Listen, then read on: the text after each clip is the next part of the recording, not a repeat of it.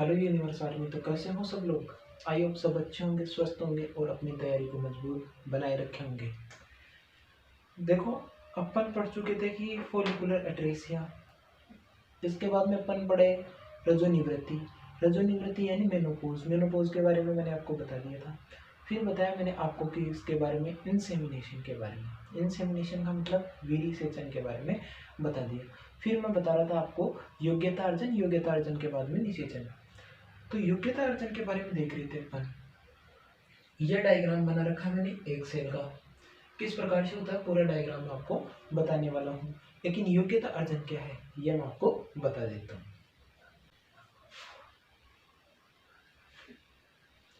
हाँ, तो देखो योग्यता अर्जन, योग्यता अर्जन। अब योग्यता अर्जन क्या था।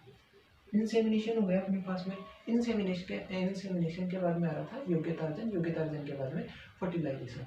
देखो योग्यता अर्जन में क्या होता है, एक तो अपने पास में स्पर्म होता है। स्पर्म का मतलब शुक्राणु। तो योग्यता अर्जन में जो शुक्राणु की गतिशीलता है उसमें वृद्धि होगी। शुक्राणु की गतिशीलता में क्या होगी बेटा, वृद्धि होगी। शुक्राणु की जो गतिशीलता है उसमें वृद्धि होगी। एक बार इस प्लान में कितने शुक्राणु निकलते हैं वो एक बार कमेंट करके आप मुझे बता दीजिए, क्योंकि ये बताया हुआ है। और निषेचन के लिए कितने परसेंट शुक्राणु गतिशील होने चाहिए और कितने शुक्राणु है वो क्रियाशील होने चाहिए, ये मैंने आपको कुछ बता रखा है इसके बारे में। तो वो आप बिल्कुल कमेंट करिए जल्दी से और बताइए उसके बारे में। लेकिन यहाँ पे बता रहा हूँ कि योग्यता अर्जन में क्या होगी, शुक्राणु की गतिशीलता बढ़ेगी ना। कौन सी अभिक्रिया होगी, एक्रोसोम अभिक्रिया होगी। एक्रोसोम क्या होगी, अभिक्रिया या रिएक्शन होगी। इसमें एक्रोसोम अभिक्रिया में क्या होगा कि जो अपने पास में क्या है, एक्रोसोम है, क्या है, एक्रोसोम है, वो जल अपघटीय एंजाइम के द्वारा क्या करेगा, जो अपने पास में कोरोना रेडिएटा है, जो कि मैंने यहाँ पे दर्शा रखा है, ये वाला बाहरी पार्ट है कोरोना रेडिएटा, इसको क्या करेगा, डैमेज करने का कार्य करेगा। कोरोना रेडिएटा है, जो नोपेलिसुडा है, इनका क्या करेगा, अपघटन करेगा। इससे एक तो हाई एल्यूरोनिडेज और एक एंजाइम अपने पास में होगा एक्रोसिन। एक्रोसिन ये क्या करेंगे, एक्रोसोम से निष्कासित होंगे। एक्रोसोम स्पर्म का कौन सा पार्ट था वो आपको पता है, क्योंकि मैंने आपको बता रखी है स्पर्म की संरचना। तो हाई एल्यूरोनिडेज एंजाइम है और एक्रोसिन ये क्या करेंगे, तो करेगा देखो कोरोना रेडिएटा है ना, इसका अपघटन, इसका अपघटन करेगा, जल अपघटन। और जो अपने पास में एक्रोसिन है वो किसका करेगा, जोना पेल्यूसिडा का क्या करेगा, अपघटन, जल अपघटन। एक्रोसोम की अभिक्रिया यहाँ पे कंप्लीट होती है। तो क्या होगा, इसको एक्रोसोम अभिक्रिया या फिर एक्रोसोम सक्रियण भी बोलते हैं। क्या बोलते हैं, एक्रोसोम सक्रियण। इसमें क्या होगा, फिर से बता रहा हूँ मैं, योग्यता अर्जन में, योग्यता अर्जन में एक बात तो ध्यान रखना, शुक्राणु की गतिशीलता बढ़ेगी और जो एक्रोसोम की अभिक्रिया होगी, एक्रोसोम की अभिक्रिया होगी। तो अब मैं आपको बता रहा हूँ कि कोरोना रेडिएटा और जोनोपेलिसुडा का अपघटन कैसे करेगी, हाई एल्यूरोनिडेज और एक्रोसिन। देखो ये अपने पास में स्पर्म है। एक बात इससे पहले मैं बता देता हूँ, योग्यता अर्जन में ही शुक्राणु पे होता है यानी स्पर्म पे, स्पर्म पे एक प्रोटीन पाई जाती है, कौन सी, फर्टिलाइन प्रोटीन। कौन सी, फर्टिलाइन प्रोटीन। और वहीं ओवन पे या एग पे या अंडे पे, एग सेल पे या अंड पे कौन सी प्रोटीन पाई जाती है, एंटी फर्टिलिन प्रोटीन। ये क्या करेगी, देखो जिस प्रकार से एक ताला होता है, लॉक होता है, उसके विशेष की लगती है, विशेषता भी लगती है, उसी प्रकार से स्पर्म पे कौन सी प्रोटीन होगी, फर्टिलिन प्रोटीन होगी। और जो एग पे होगी तो उसमें कौन सी प्रोटीन होगी, एंटी फर्टिलिन प्रोटीन होगी। एंड ये दिमाग में क्वेश्चन आता होगा कि क्या, कि भैंस के, किसके, भैंस के कभी बछड़ा क्यों नहीं होता, कभी बचना क्यों नहीं हो सकता। ये हो सकता है या नहीं हो सकता, ये आपके क्वेश्चन होता होगा, लेकिन नहीं हो सकता। क्यों, क्योंकि वहाँ पे जो फर्टिलिन प्रोटीन है, एंटी फर्टिलिन प्रोटीन है, वो भिन्न पाई जाएगी। और ये जो विशेष जो जाति होगी, एक जाति होगी, उन्हीं पे सेम एन विपरीत पाई जाएगी और उन्हीं से क्या होगा, अंड निषेचित होगा। मतलब कभी भी भैंस के बछड़ा पैदा नहीं हो सकता। तो इस पंप पर कौन सी फर्टिलिन प्रोटीन पाई जा रही है, फर्टिलिन प्रोटीन पाई जा रही है। और जो एग पे है, एक सेल पे कौन सी एंटी फर्टिलिन प्रोटीन पाई जा रही है, किसके, जोनू पेरिफेरा के ऊपर कौन सी पाई जा रही है अपने पास में, एंटी फर्टिलिन प्रोटीन। तो ऐसे ही यह शुक्राणु आ गया। अगर किसी दूसरी प्रजाति का स्पर्म आता है तो उसमें यह फर्टिलिन प्रोटीन नहीं पाई जाएगी, तो ये यहाँ पे आके रुक जाएगा और आगे वर्क नहीं करेगा। ठीक है, यानी निषेचित नहीं कर पाएगा। लेकिन मानव का है और एक प्रजाति का है, उस पे क्या पाया जाएगा, शुक्राणु पे फर्टिलिन प्रोटीन पाई जाएगी, जोना पेरिशुला के ऊपर पाई जाएगी एंटी फर्टिलिन प्रोटीन पाई जाएगी। इस पे क्रिया होगी और ये क्या करेगी, भेदने की क्रिया करेगी और यहाँ पे क्या करेगा, अपना निषेचन की क्रिया दर्शाएगा, फर्टिलिन की फर्टिलाइजेशन की क्रिया दर्शाएगा। कहाँ पे, एक सेल के अंदर, यानी शुक्राणु प्रवेश कर जाएगा। कैसे प्रवेश करेगा, फर्टिलिन प्रोटीन और एंटी फर्टिलिन प्रोटीन की मदद से। इतना आपको समझ में आ गया होगा। यह डायग्राम वेरी इंपॉर्टेंट है, बना लेना आप, ये डायग्राम भी बना लेना और ये जितनी मैंने क्रियाएं लिखाई है एक बार इनका स्क्रीनशॉट ले लेना, ताकि ये आपको समझ में आ जाए। बाकी इसको इरेज करेंगे और आगे टॉपिक पे चलते हैं।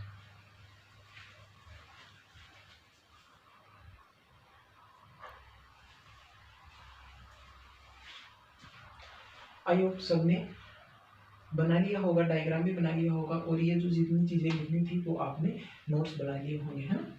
अब मैं इरेज कर देता हूँ और नए टॉपिक की ओर चलते हैं। इसके बाद में देखते हैं शुक्राणु जब अंड कोशिका के भेदने के पश्चात क्या होगा।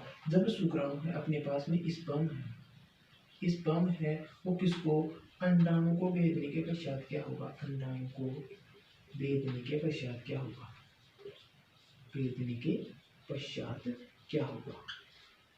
देखो ये ध्यान रखना, इसमें बहु शुक्राणुता नहीं पाई जाती, बहु शुक्राणुता नहीं पाई जाती। किसमें, मानव में बहु शुक्राणुता नहीं पाई जाती। मतलब एक अगर एक सेल है उसमें, अगर ये एग्जाम्पल बता रहा हूँ, एक सेल है तो इसमें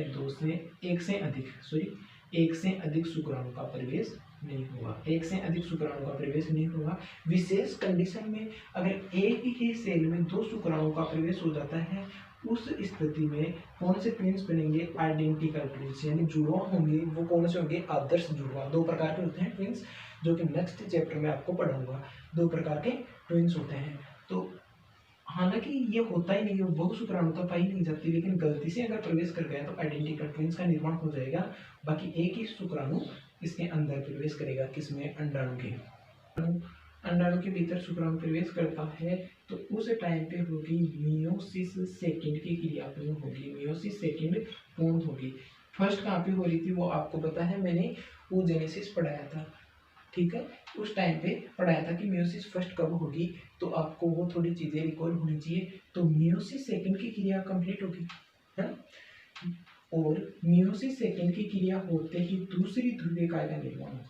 कौन सी, दूसरी ध्रुवीय काय का निर्माण होगा, ध्रुवीय काय का निर्माण, काय का निर्माण। पहली ध्रुवीय काय कहाँ पे बन रही थी, पहली ध्रुवीय काय आपको मैं बता दूं वो बन रही थी कहाँ पे, पहली ध्रुवीय काय बन रही थी वो बन रही थी अंडाशय में।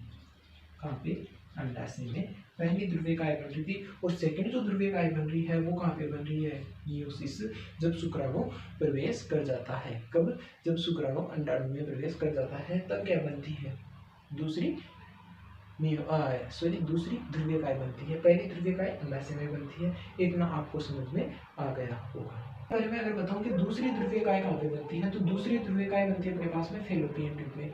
कौन सी ट्यूब में, फेलोपियन ट्यूब में, फेलोपियन ट्यूब में, फेलोपियन नलिका में। कौन कौन सी, यह मैंने आपको बताया था। ठीक है, ये क्या है, गर्भाशय है, ये अपने पास में क्या है, गर्भाशय है। यहाँ पे है फिमरे, क्या है, झालर है फिमरे। यहाँ पे अपने पास में अंडाशय हो गया। यहाँ पे मियोसिस फर्स्ट के द्वारा कौन सी बन रही थी, मियोसिस फर्स्ट के द्वारा अपने पास में पहली ध्रुवीय काय बन रही थी। कौन सी, पहली ध्रुवीय काय।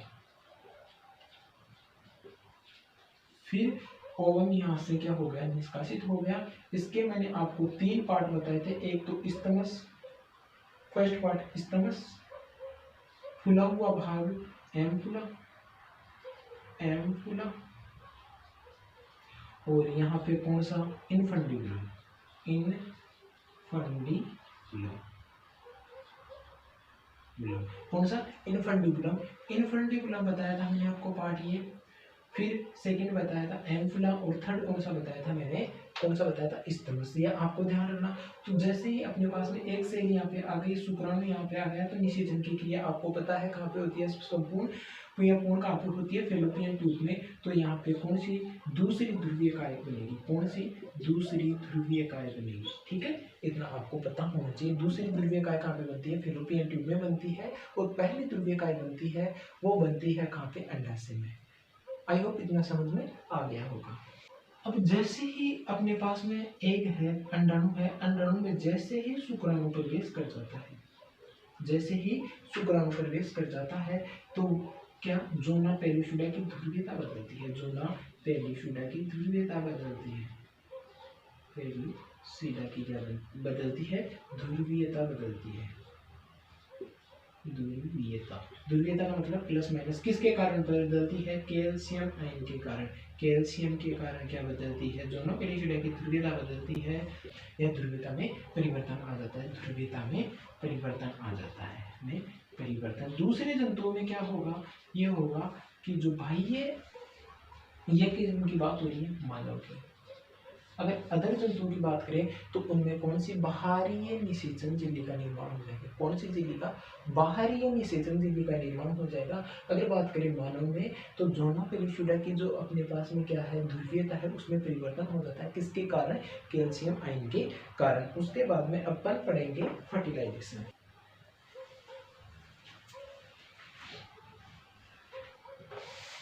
अब अपन पढ़ेंगे क्या, निषेचन। निषेचन, निषेचन को इंग्लिश में क्या बोलते हैं, फर्टिलाइजेशन, फर्टिलाइजेशन। अब इसके बारे में मैं आपको बताऊं, फर्टिलाइजेशन के बारे में, तो आपको एक बात तो यही ध्यान रखनी है, ये कहाँ पे होता है, फेलोपियन ट्यूब में कंप्लीट होता है। ट्यूब में क्या होती है, फेलोपियन ट्यूब में निषेचन कंप्लीट होता है, या निषेचन होता है कहाँ पे, फेलोपियन ट्यूब में। और फेलोपियन ट्यूब में भी कहाँ पे, जो फूला हुआ भाग है उसे बोलते हैं अपन एम्फुला। तो एम्फुला में निषेचन की क्रिया कंप्लीट होती है। इसमें क्या होता है कि निषेचन क्या होता है, अंडाणु है, अंडाणु के केंद्रक में क्या है, अंडाणु के केंद्रक में क्या है, गुणसूत्र है 23, और 23 गुणसूत्र अपने कौन ला रहा है, शुक्राणु। इन गुणसूत्रों का क्या होगा, संलयन।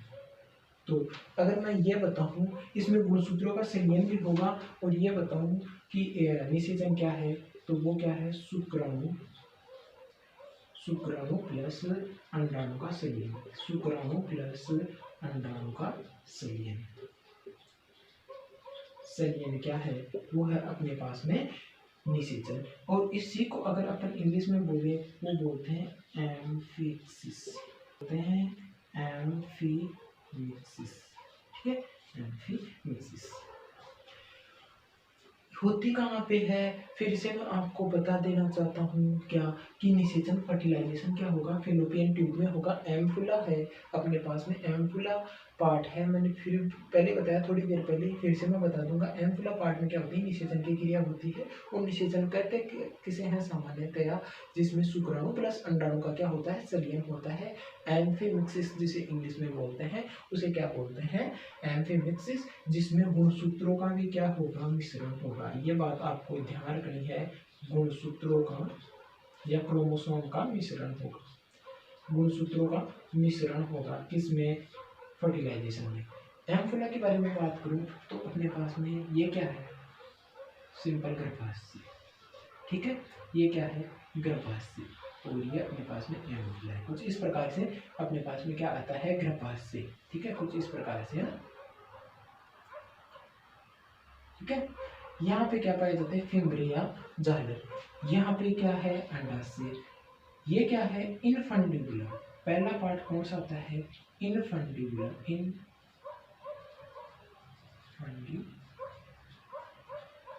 इनफंडिबुलम। ये कौन सा पार्ट है, खुला हुआ पार्ट है। ये क्या है, एम्फुला। कौन सा है? फूला हुआ पार्ट कौन सा है? एम्फुला। और ये कौन सा पार्ट है? इस्थमस। क्या है? इस्थमस। ठीक है। और ये जो तीनों पार्ट है वो किसके पार्ट है? फेलोपियन ट्यूब का। किसका है? फेलोपियन ट्यूब का। यहाँ पे एंडोमेट्रियम आती है। डेसिडुआ क्या होता है मैं समझा दूंगा, आपके ये क्वेश्चन आ रहा होगा एंडोमेट्रियम देख के। तो एम्फुला हो गया, इस्थमस हो गया, इन्फंडिबुलम हो गया। यहाँ से एग सेल निकलेगी। पहली ध्रुवीयता यहाँ पे बनेगी फेलोपियन ट्यूब में, दूसरी ध्रुवीयता बन जाएगी।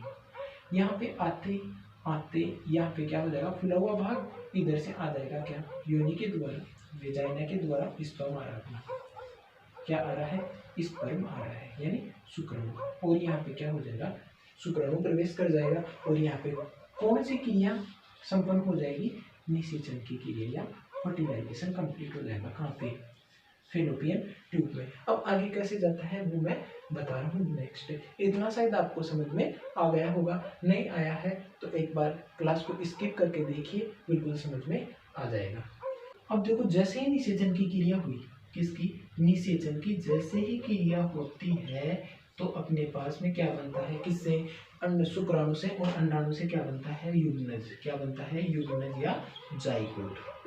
क्या बनता है? जाइगोट। तो अपन देखते हैं जाइगोट का विकास। अब क्या देखते हैं? जाइगोट का विकास या डेवलपमेंट ऑफ जाइगोट। युग्मनज बोलते हैं जाइगोट को हिंदी में। तो जाइगोट का अपन देखते हैं विकास या डेवलपमेंट ऑफ जाइगोट या युग्मनज का विकास। अब देखें जाइगोट क्या होता है। जाइगोट बन जाएगा तो जाइगोट में क्या होगा? एक तो ध्यान रखना, समसूत्री कोशिका विभाजन होगा। कौन सा विभाजन होगा? समसूत्री कोशिका विभाजन होगा।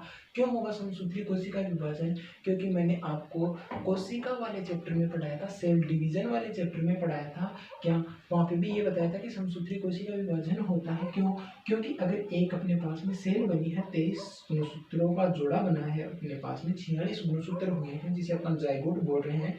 इसको 9 महीने में, 9 मंथ में क्या करना है? अपना विकास कंप्लीट करना है। मतलब बहुत तेजी से क्या बननी चाहिए? कोशिका बननी चाहिए। बहुत तेजी से कोशिका बननी चाहिए। तो कोशिका बनेगी तभी तो विकास होगा।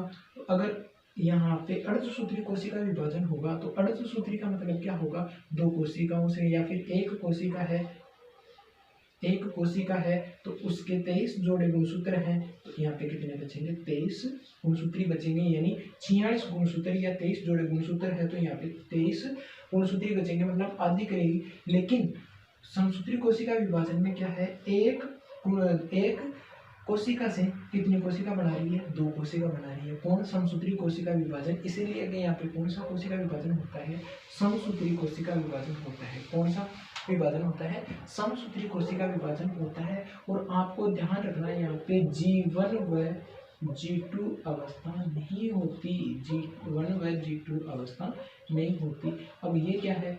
सेल साइकिल पढ़ाया था, वहाँ पे मैंने आपका वो बताया था G0 M phase, S phase, G1 G2 ये फेज मैंने आपको बताया था। तो वहाँ पे क्या होगा? टाइमिंग की वजह से ही क्या होगा? टाइम कम है तो G1 व G2 अवस्था नहीं होगी। हाँ, ये ध्यान रखना, S अवस्था पाई जाएगी। S अवस्था पाई जाएगी। S अवस्था पाई जाती है। S अवस्था पाई जाएगी समसूत्री कोशिका विभाजन में, लेकिन G2 व G1 अवस्था नहीं पाई जाएगी। समसूत्री कोशिका विभाजन वो क्या होगा? तेज होगा व लगातार होगा, क्योंकि टाइमिंग क्या होती है? कम होती है। तेज होगा और लगातार होगा। हाँ, ये ध्यान रखना, जाइगोट क्या दर्शाएगा? विदलन। विदलन इंग्लिश में बोले तो इसको बोलते हैं क्लीवेज। क्या विदलन क्या होता है? क्लीवेज क्या होता है? इसके बारे में मैं अभी चर्चा करूंगा। अब इतना तो आपके समझ में आ गया होगा। अब युग्मनज का जो विकास होगा, युग्मनज के विकास में विदलन आवश्यक है। और विदलन जैसे होंगे और उससे नई जो कोशिकाएं बनेगी, उन कोशिकाओं को अपन क्या बोलते हैं? ब्लास्टोमेयर बोलते हैं। क्या बोलते हैं? ब्लास्टोमेयर। अब आपको यह बात ध्यान रखनी है, जब निषेचन होता है, निषेचन से जाइगोट बनता है, जब तक उसमें इम्प्लांटेशन की क्रिया नहीं होती, यानी अंतःरोपण की क्रिया नहीं होती है, या आरोपण बोल देते हैं, तब तक उसका क्या, जब वो गर्भाशय या एंडोमेट्रियम तक नहीं जुड़ता है, तब तक जाइगोट के आकार में कोई परिवर्तन नहीं आएगा। लेकिन विदलन के कारण ब्लास्टोमियर की संख्या में क्या हो जाएगा? परिवर्तन हो जाएगा। अपने पास में 2 कोशिकाएं बनती है जाइगोट में। कितनी कोशिका बनेगी? 2 कोशिका। लेकिन विदलन के द्वारा आपको पता है ये कोशिका कितनी हो जाएगी? 4 हो जाएगी।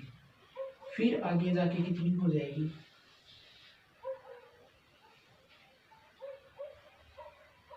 ये इनकी संख्या आगे जाके बढ़ गई। ठीक है, ये कोशिका है, इनकी कोशिका आगे संख्या है आगे जाके बढ़ गई। तो ध्यान रखना, जो ये क्या है? जाइगोट। जाइगोट यहाँ पे तो आपको थोड़ी साइज बढ़ी हुई दिखाई दे रही है, लेकिन आपको ध्यान रखना जाइगोट की साइज नहीं बढ़ती, नहीं बढ़ती। कहाँ पे? क्लीवेज में या विदलन में। और अपने पास में किसकी? ब्लास्टोमियर की। ब्लास्टोमियर जो कि क्या है? अपने पास में सेल की संख्या में क्या होती है? वृद्धि होती है। अब ब्लास्टोमियर क्या? जो अपने पास में क्या है कि क्लीवेज के द्वारा नई कोशिकाएं बनती है, उन कोशिकाओं को अपन क्या बोलते हैं? ब्लास्टोमियर कोशिका बोलते हैं। क्या बोलते हैं? ब्लास्टोमियर बोलते हैं। तो ये ध्यान रखना, जो जाइगोट है उसके अगर ये छोटा रह गया है तो मैं फिर से बना देता हूँ कि उसकी साइज में तो कोई वृद्धि नहीं होती, लेकिन ब्लास्टोमियर की जो संख्या है उसमें वृद्धि होती है। साइज इतना बड़ा होगा। चारों समान दिख रहे हैं? दिख रहे हैं ना? चारों समान, लगभग चारों समान दिख रहे हैं। यानी इनकी साइज में वृद्धि नहीं होगी। किसकी? जाइगोट की साइज में वृद्धि नहीं होगी, लेकिन इनकी ब्लास्टोमियर की जो संख्या है उनमें क्या हो जाएगी? वृद्धि हो जाएगी। अगर यहाँ पे विदलन की बात आ रही है, विदलन को इंग्लिश में बोलते हैं क्लीवेज। अगर क्लीवेज की बात आ रही है तो मानव में ये क्लीवेज, पहला क्लीवेज कब होता है? मानव में निषेचन के 72 घंटे पश्चात, 72 घंटा नहीं है, कितने घंटे पश्चात? 36 घंटे पश्चात क्या देखा जाता है? प्रथम विदलन देखा जाता है। कौन सा? प्रथम विदलन। अब देखो ये अपने पास में क्या है? ये क्या है? गर्भाशय। यहाँ पे एम्पलर और स्तनस। ये क्या है? फीमेल। यहाँ पे अपने पास में क्या बना? जाइगोट बन गया। क्या बना? जाइगोट, जिसकी संरचना या जिसकी साइज क्या होगी? सेम रहेगी। लेकिन एक बात ध्यान रखना, मैंने ये बताना भूल गया मैं कि अपने पास में ये जाइगोट है, 2 कोशिकाओं से कितनी कोशिका बन रही है? 4 कोशिका बन रही है। और इन कोशिकाओं को क्या बोल रहे हैं? ब्लास्टोमियर। क्या बोलते हैं? ब्लास्टोमियर। ब्लास्टोमियर्स। तो ब्लास्टोमियर की जो संख्या है वो बढ़ रही है, तो ब्लास्टोमियर की साइज है ना, ब्लास्टोमियर की जो साइज है वो क्या होगी? कम होगी। लेकिन जाइगोट की साइज है ना, जाइगोट की साइज सेम रहेगी। जाइगोट की साइज सेम रहेगी, उसमें कोई परिवर्तन नहीं आएगा। तो अपने पास में ये आ गया। यहाँ पे ध्यान रखना, ये क्या है? क्या आया? जाइगोट आ गया। यहाँ पे आ गया जाइगोट। पहला विदलन कितने घंटे में हो रहा है? 36 घंटे में हो रहा है। हाँ, प्रथम क्लीवेज कितने घंटे पे हो रहा है? 36 घंटे पे हो रहा है। फिर यहाँ पे आ गया ये क्या है? गर्भाशय की एंडोमेट्रियम। एंडोमेट्रियम, गर्भाशय की एंडोमेट्रियम है। अब ध्यान रखना, जैसे जैसे इसमें क्या होगा? ये पास आती जाएगी तो कोशिकाओं की संख्या बढ़ती जाएगी। क्या हो जाएगी? कोशिकाओं की संख्या बढ़ती जाएगी। तो 16 कोशिकाओं का समूह है। कितने? 16 सेल का समूह है को कौन सी अवस्था बोलते हैं? विशेष अवस्था है, उसे बोलते हैं मोरुला अवस्था। क्या बोलते हैं? मोरुला अवस्था। क्या? मोरुला अवस्था। फिर से बता रहा हूँ, मोरुला अवस्था।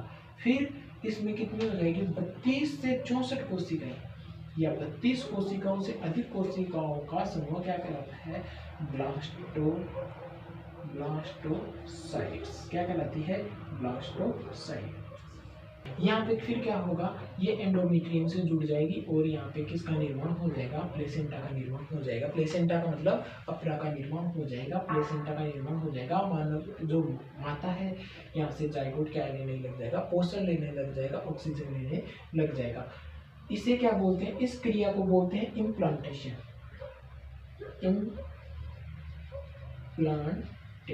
इम्प्लांटेशन का मतलब क्या होगा? आरोपण, यानी गर्भ से जुड़ जाता है क्या? जाइगोट। और इम्प्लांटेशन के बाद ही कोई महिला गर्भ से है या प्रेग्नेंट है, इसकी पुष्टि होती है। प्रेग्नेंट है। तभी बोलते हैं जब इम्प्लांटेशन की क्रिया हो जाती है। और ये क्रिया कब कितने दिनों में होती है? 6 से 7 दिनों से लेकर या 2 हफ्तों का भी समय ले लेती है। 6, 7 या 2 हफ्तों का समय ले लेती है इम्प्लांटेशन की क्रिया। अब मैं बता रहा हूँ ये इधर आएगी, कौन सा है? ये है जाइगोट। जाइगोट में 16 कोशिकाओं का, 16 से 32 कोशिकाओं का जो अपने पास में अवस्था आएगी उसे बोलते हैं मोरुला अवस्था। क्या बोलते हैं? मोरुला अवस्था। यहाँ पे लिख देता हूँ, मोरुला अवस्था। क्या है? मोरुला अवस्था। 32 से 64 कोशिकाओं का जो अवस्था आएगी उसे बोलते हैं ब्लास्टोसाइट्स कोशिका। क्या बोलते हैं? ब्लास्टोसाइट्स कोशिका। इसके बाद में ये जो एंडोमेट्रियम से, गर्भाशय की एंडोमेट्रियम से ये जाइगोट जुड़ जाएगा और अपरा का निर्माण कर लेगा। तो जुड़ने की क्रिया क्या कहलाती है? इम्प्लांटेशन। इम्प्लांटेशन की क्रिया के बाद में कोई महिला गर्भ से है ये या प्रेग्नेंट है ये। क्लास बीच में बंद हो गई थी, तो इसके कारण मैं आपको बता रहा था कि 6-7 दिन से लेकर 2 हफ्तों तक का समय ले सकती है कौन सी? इम्प्लांटेशन की क्रिया, आरोपण की क्रिया। इसके बाद में मैंने आपको बताया था कि एंडोमेट्रियम है, गर्भाशय की जो एंडोमेट्रियम है, इम्प्लांटेशन के बाद में क्या कहलाती है? डेसिडुआ कहलाती है। क्या कहलाती है? डेसिडुआ कहलाती है। इतना आपको शायद समझ में आ गया होगा। अब आगे चलते हैं। अब मैंने आपको बताया था क्या? जाइगोट के बाद में थोड़ा फास्ट लेते हैं क्योंकि अब टाइम हो चुका और इतनी फ़ोन की कैपेसिटी तो नहीं है, बाकी अपने पास में इतनी स्टोरेज भी नहीं है, थोड़ा सा फास्ट लेते हैं। तो जाइगोट क्या है? जाइगोट के बाद में अपने पास में आती है मोरुला अवस्था। कौन सी अवस्था आती है? मोरुला अवस्था। मोरुला के बाद में आती है ब्लास्टोसिस अवस्था। कौन सी? ब्लास्टोसिस अवस्था आती है। ठीक है, ब्लास्टोसिस अवस्था आती है। कौन सी? ब्लास्टोसिस अवस्था आती है। ये 3 अवस्था आ रही है। तो ब्लास्टोसिस अवस्था में मैं आपको बताऊँ तो अपने पास में ये कोशिका है, तो बाह्य आवरण है, इस आवरण को क्या बोलते हैं? ट्रोफोब्लास्ट बोलते हैं। कौन सा आवरण बोलते हैं? ट्रोफोब्लास्ट आवरण बोलते हैं।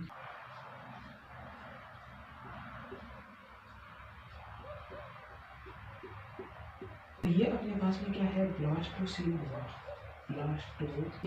ब्लास्टोसील गुहा। ठीक है। अब यहाँ पे क्या पाई जा रही है? कोशिकाएं पाई जा रही है। ये क्या है? आंतरिक कोशिकीय समूह है। ये क्या है? आंतरिक कोशिकीय समूह है। आंतरिक कोशिकीय समूह। आंतरिक कोशिकीय समूह है। यह आंतरिक कोशिकीय समूह ही आगे जाके क्या बनाएंगे? निर्माण करेंगे किसका? अंग और ऊतक का। इसीलिए इसे क्या बोलते हैं? भ्रूणीय स्टेम सेल। भ्रूणीय स्टेम सेल किसे बोलते हैं? आंतरिक कोशिकीय समूह को क्या बोलते हैं? भ्रूणीय स्टेम सेल। ऊपर के बाद में क्या हो जाएगा? भ्रूणीय स्टेम सेल ये कहलाती है क्या? जो कि आगे जाके क्या बनाएंगे? आंतरिक कोशिकीय समूह है। ये कौन सी है? ब्लास्टोसिस अवस्था में। किस अवस्था की बात कर रहा हूँ? ब्लास्टोसिस अवस्था। ब्लास्टोसिस अवस्था के बाद में क्या हो जाती है? इम्प्लांटेशन की क्रिया हो जाती है, आरोपण की क्रिया हो जाती है। आरोपण की क्रिया के बाद में क्या कोई महिला गर्भ से है वो कहलाती है, यानी प्रेग्नेंट है कोई महिला, तभी अपन बोल सकते हैं। इसमें क्रिया में टाइम लगता है 6 से 7 दिन से लेकर 2 हफ्तों का समय लगता है इसमें इम्प्लांटेशन की क्रिया में। इम्प्लांटेशन की क्रिया के बाद में जो गर्भाशय है उसकी एंडोमेट्रियम को क्या बोलते हैं? डेसिडुआ बोलते हैं। क्या बोलते हैं? डेसिडुआ बोलते हैं।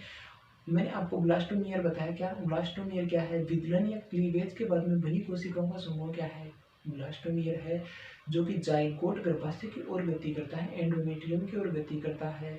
तब क्या होगा? उसकी साइज में कोई परिवर्तन नहीं होगा, लेकिन ब्लास्टोमियर की साइज कम होगी और उनकी संख्या में क्या होगी? लगातार बढ़ोतरी होगी। और जो जाइगोट में आपको डेवलपमेंट बताया, वहाँ पे कौन सी? समसूत्री कोशिका विभाजन होगा और बहुत तेज होगा और लगातार होगा समसूत्री कोशिका विभाजन। G1 और G2 अवस्था नहीं होगी, M फेज होगी। कौन सी फेज होगी? S फेज होगी, सॉरी S फेज होगी। और G1 और G2 फेज नहीं होगी। मैंने आपको इतना आज पढ़ाया, बाकी इसके आगे पढ़ाएंगे आपको इलेक्ट्रीशियन है, दुग्ध स्त्रावण जो ग्रंथ हैं उनके बारे में भी अपन पढ़ेंगे, जो कि पिछली क्लास में मिस्टर ऑनलाइन क्लासेस के नाम से कमेंट आया था, उसका जो जवाब है नेक्स्ट क्लास में देंगे, क्योंकि वो पूरा टॉपिक है सेपरेट, उसके बारे में पढ़ेंगे नेक्स्ट क्लास में। और आप इस क्लास को ज़्यादा से ज़्यादा अपने यार दोस्तों के पास में शेयर करते रहिए, नीडी बच्चों के पास पहुंचाते रहिए। और चैनल को लाइक शेयर कमेंट करते रहिए। मिलते हैं जल्दी नेक्स्ट क्लास में, तब तक के लिए जय हिंद जय भारत।